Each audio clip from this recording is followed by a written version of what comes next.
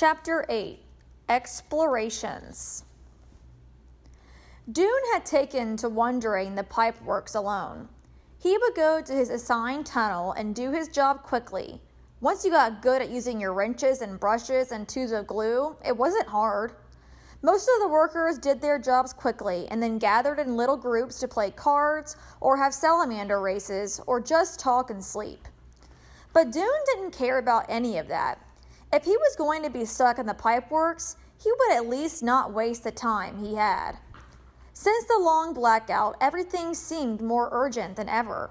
Whenever the lights flickered, he was afraid the ancient generator might be shuddering to a permanent halt. So while the others lounged around, he headed out toward the edges of the pipeworks to see what he could see. "Pay attention," his father had said, and that's what he did. He followed his map when he could, but in some places the map was unclear. There were even tunnels that didn't show up on the map at all. To keep from getting lost, he dropped a trail of things as he walked: washers, bolts, pieces of wire, whatever he had in his tool belt, and then he picked them up on his way back. His father had been at least a little bit right. There were interesting things in the pipeworks if you paid attention.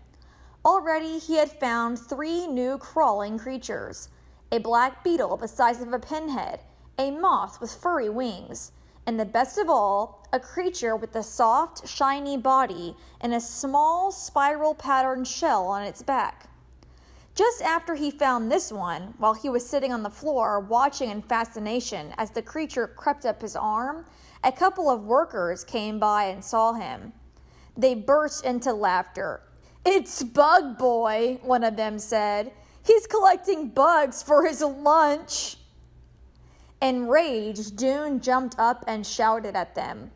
His sudden motion made the creature fall off his arm to the ground, and Doon felt a crunch beneath his foot. The laughing workers didn't notice. They tossed a few more taunts at him and walked on. But Doon knew instantly what he'd done. He lifted his foot and looked at the squash mess underneath. Unintended consequences, he thought miserably. He was angry at his anger, the way it surged up and took over. He picked the bits of shell and goo off the sole of his boot and thought, "I'm sorry, I didn't mean to hurt you."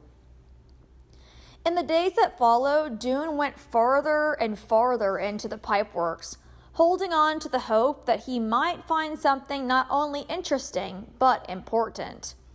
But what he found didn't seem important at all. Once he came upon an old pair of pliers that someone had dropped and left behind. Twice he found a coin. He discovered a supply closet that appeared to have been completely forgotten, but all it held were some boxes of plugs and washers and a rusty box containing shriveled bits of what must have once been someone's lunch. He found another supply closet at the far south end of the pipeworks. At least he assumed that's what it was. It was at the end of a tunnel with a rope strung across it. A sign hanging from the rope said, "Caved in, no entry." Doon entered anyway, ducking under the rope. He found no sign of a cave-in, but there were no lights.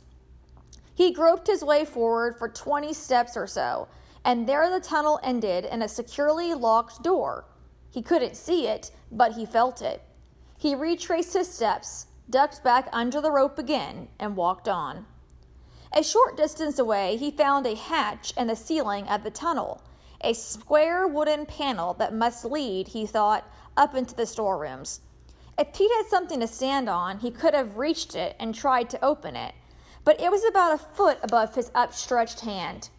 Probably it was locked anyhow. He wondered if the builders had used openings like this one during the construction of the city to get more easily from one place to another.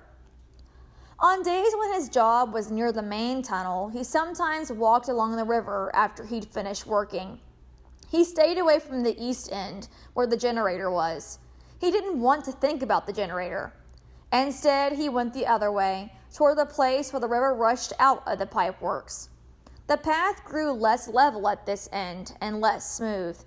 The river here was bordered with clumps of wrinkled rock that seemed to grow out of the ground like fungus. Doon liked to sit on these clumps, running his fingers along the strange creases and crevices that must have been carved somehow by running or dripping water. In some places there were grooves that looked almost like writing. But as for things of importance, Doon found none. It seemed that the pipeworks was no use after all to a person who wanted to save the city. The generator was hopeless. He would never understand electricity. He used to think that he could use electricity to invent a movable light if he studied hard enough. He took apart light bulbs. He took apart the electric outlets on the wall to see how the wires inside wound together, and in the process got a painful, vibrating jolt all the way through his body. But when he tried to wind wires of his own together in exactly the same way, nothing happened. It was what came through the wires that made the light, he finally understood, and he had no idea what that was. Now he could see only two courses of action. He could give up and do nothing, or he could start to work on a different kind of movable light. Doon didn't want to give up, so on his day off one Thursday, he went to the EMBER library to look up fire. The library occupied an entire building on one side of Billy-Bolio Square. Its door was at the end of a short passage in the middle of the building. Doon went down the passage, pushed open the door, and walked in. No one was there except for the librarian, ancient Edward Pocket, who sat behind his desk writing something with a tiny pencil clutched in his gnarled hand. The library had two big rooms, one for fiction, which was stories people made up out of their imaginations, and the other for fact, which was information about the real world. The walls on both rooms were lined with shelves, and on most of the shelves were hundreds of packets of pages. Each packet was held together with stout loops of string. The packets leaned against each other at angles and lay in untidy stacks. Some were thick, and some were so slim that only a clip was needed to hold them together.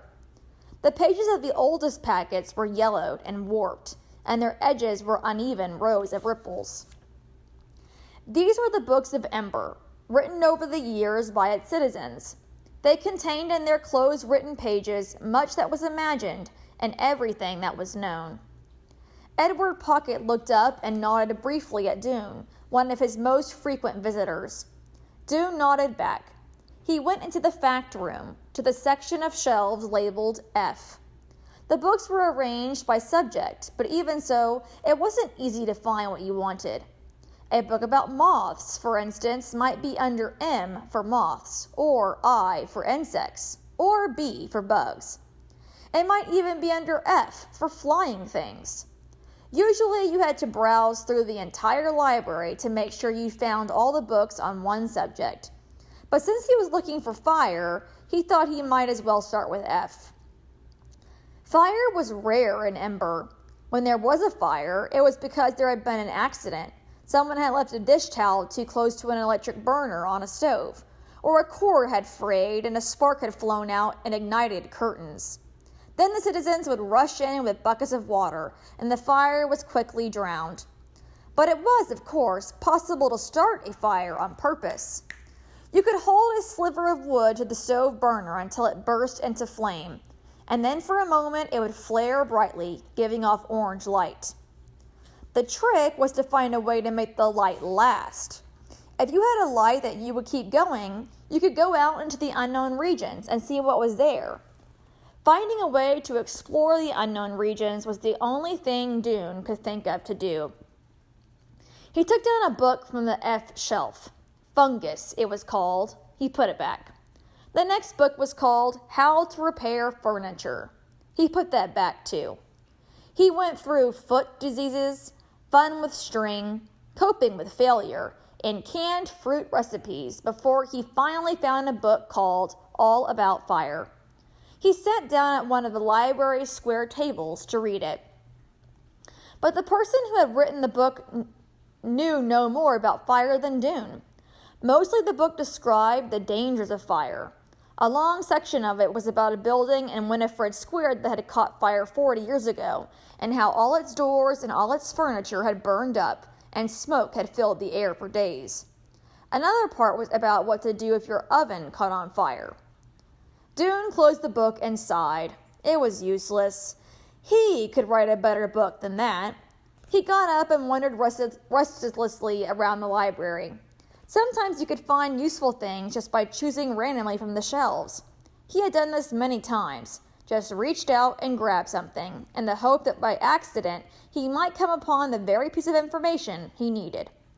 It would be something that another person had written down without understanding its significance, just a sentence or two that would be like a flash of light in Doon's mind, fitting together with things he already knew to make a solution to everything. Although he often found something interesting in these searches, he never found anything important. Today was no different. He did come across a collection called Mysterious Words from the Past, which he read for a while. It was about words and phrases so old that their meanings had been forgotten. He read a few pages. Heavens above. This indicates surprise. What heavens means is unclear. It might be another word for floodlight. Hogwash. This means nonsense, though no one knows what a hog is or why one would wash it. Battling 1,000.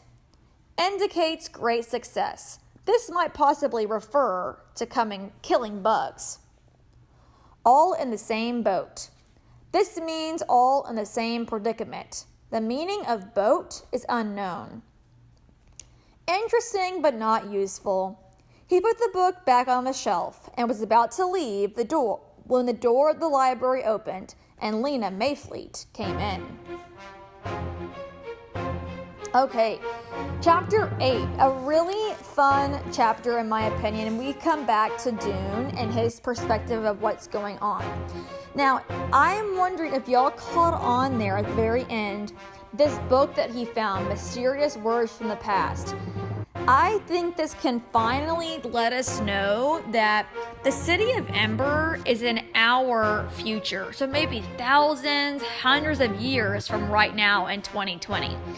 I know it was because the words like hogwash, boat, all on the same boat, nonsense, hog, heavens, those are words that we use all the time in our world today in 2020.